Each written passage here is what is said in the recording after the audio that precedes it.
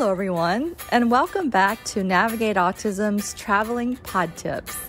I'm Jane Lynn Britton of Navigate Autism, and right now I am in my kitchen where it all began. When I think about building social relationships with people outside the family with William, this is really what I think about, and I wanted to talk about how I built those relationships or helped him build those relationships, like I mentioned in my last pod tip.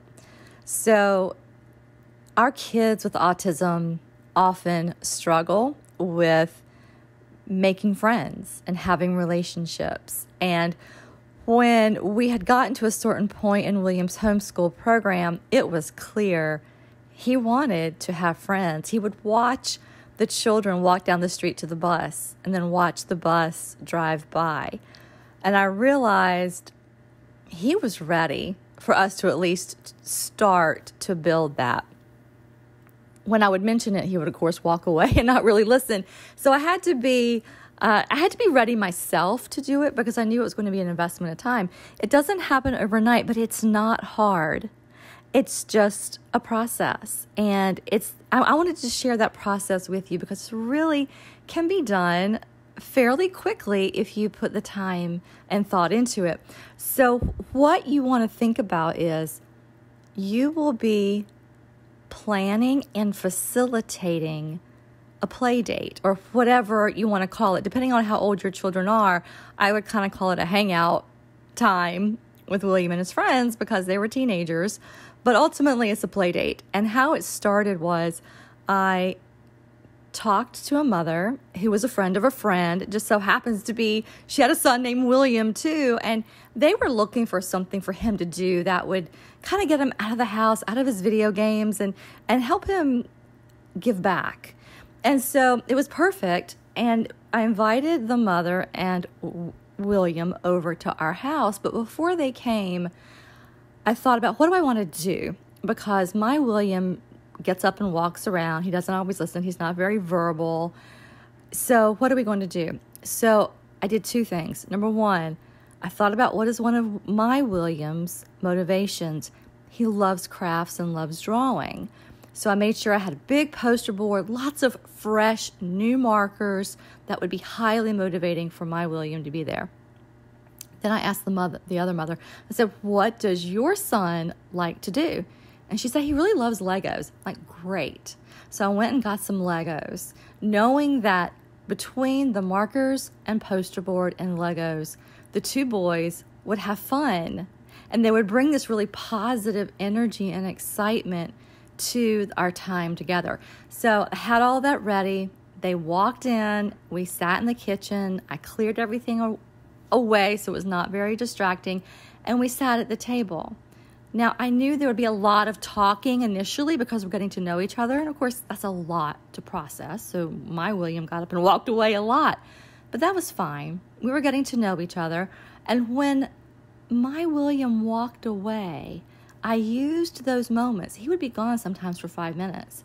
I used those moments to talk to the mom, to talk to the son, get to know them a little bit, but also to coach them, to teach them a little bit about autism, about my son, and how they could be around him. For instance, I would say, all of us talking is a lot, so let's take turns talking, and let's not talk a lot. Let's just talk a few sentences, and then have some silence and draw together or do Legos together. And then William would come back and we would do that. And William would sit a little bit longer because he was getting what he needed in that interaction. My William would walk away again and I would coach the son. I would say, he's walking away, but it doesn't mean he doesn't like you. It just means he needs some time alone and to process what's going on. So I was putting the boy at ease because he'd never been around a child with autism. He didn't know what to expect. So I was using that as an opportunity to coach him. What is autism like? What is my son like? What do you do when my son walks away? And so I was basically saying, just be comfortable. Don't worry about it. And if my son was gone for a longer period of time, I would say, okay, here, take this marker, basically this highly motivating tool or craft item, take this to William and say, hey, come on back. Let's come back and draw some more. So he would do that. And sometimes my son would come back. When my son wouldn't come back, I would say, no worries. Let's take the activity to him, and you all can draw in another room together. So you see, what I was doing was step by step. I was using what I knew about my son, his motivations, how to approach him, how to engage him, how to call him back, how to move the activity to him. And I was using that to coach the mom and the other son, William, on how to be. And it was great. At the very end, my son walked away again, and we chatted, and I chatted with the mom and her son, and we talked, and I said, oh, what are your questions? How did it go? Do you want to come back? No pressure. And they did. And so for the next year, every week, the same day, the same time, they both came back. William, the friend, felt more comfortable having his mom there. I was fine with that. So the mom would sit in another room and just hang out while I stayed and facilitated activities.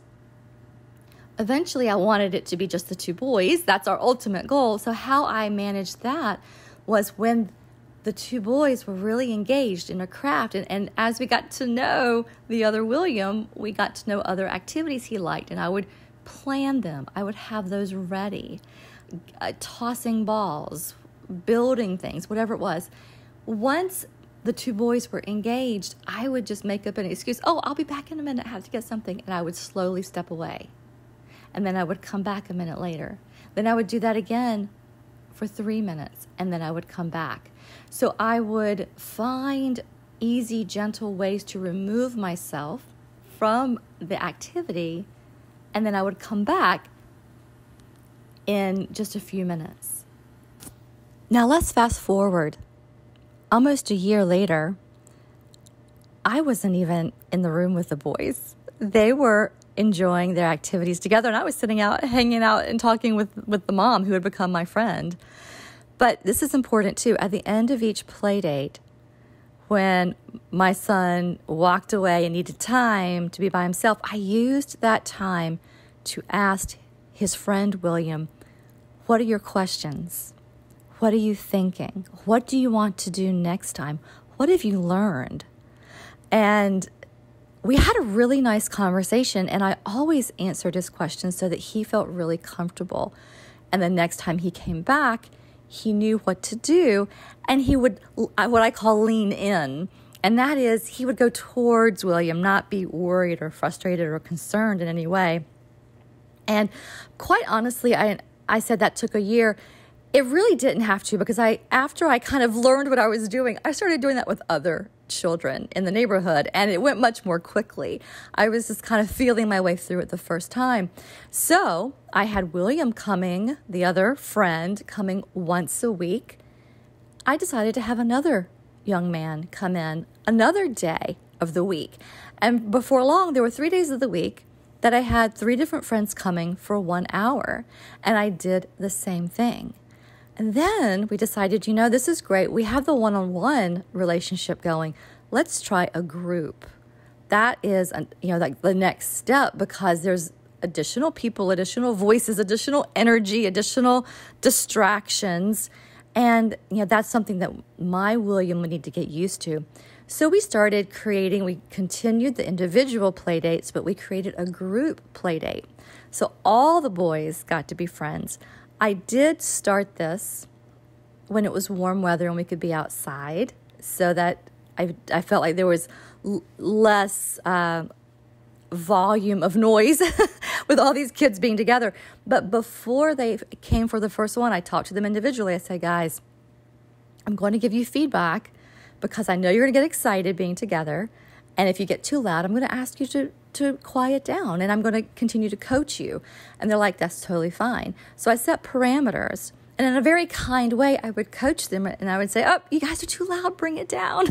And they would oh yeah, they would look at me like, oh yeah, we are, thanks. And then they would bring it down. But each group play date, I had 2 or 3 planned activities ready to go so that if one didn't sell that day, no worries, we went to the next one. We had multiple things to do.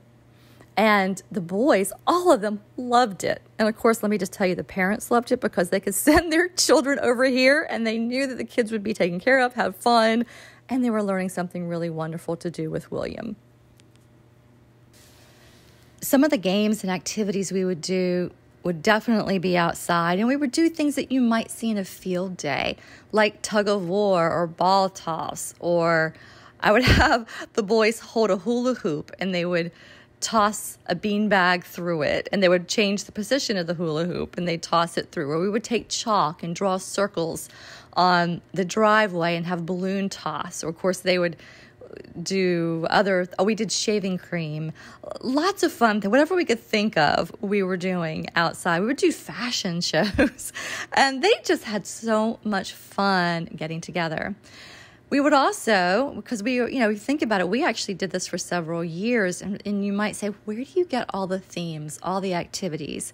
Well, you do actually get more and more creative as you go along, but what I would do is I would observe the boys, I would listen, and I would pick up on clues, things that they enjoyed or topics of conversation, and that always gave me an idea for what to do that following week. I also would create themed activities around what was going on in the world. If it was election day, we would have a mock election, or we would talk about something that was very relevant happening, even if it was a holiday. We also had parties together. We had holiday parties, birthday parties. I had the boys over one night and they helped decorate the house. We celebrate Christmas and they decorated together.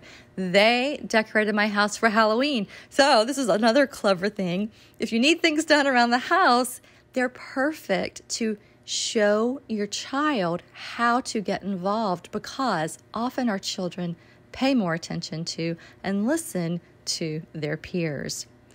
And I was about to say the crowning glory was, but there were several of those. But one of the crowning glory was, after we had cultivated these relationships, I wanted William to go to camp. And I couldn't find one that I really liked. So I decided, let's do one at our home. And my daughter and her friends coordinated a camp for William and all of his friends. And they would come every day for a few hours in our backyard and do coordinated games and activities. And it was fantastic because my son learned so much. He's learned to be social. He learned how to interact, how to rely on others, how to try and do different things, how to get outside, get some exercise. But the other boys and girls by this time loved it too. They loved having fun and getting together and getting to know each other, getting to know William. And the parents loved it again because their children had something to do, especially in the summer. So these are a few ideas. Before I stop, I wanted to share a few other things we did. We coordinated a car wash together. We coordinated a lemonade stand. So once you have a group of people, even just 2 people, like your child and one other, it opens the doors to so many things and experiences that you can help your child have. And it all starts with a little planning and some facilitating to get the children or young adults familiar with your child, and your child to be comfortable in those scenarios, and you to be comfortable as well. And then as those relationships build and their knowledge of and comfort with each other builds, it opens the doors to so many things, including what I talked about last time, which is now they're older. Sometimes in a pinch, I need someone to watch him so I can do something. Maybe it's a meeting I have to do for work. I know I have people I can call and rely on and who love to hang out with William and whom he loves to be with as well. If you decide to build some social relationships, take it slow, have fun, observe, use your creativity, and give yourself some time, because it may not happen overnight, but it will happen. And you too can have the loving, happy relationships that you want for your child, as well as some additional support in the future. Take care, and I look forward to talking to you again very soon.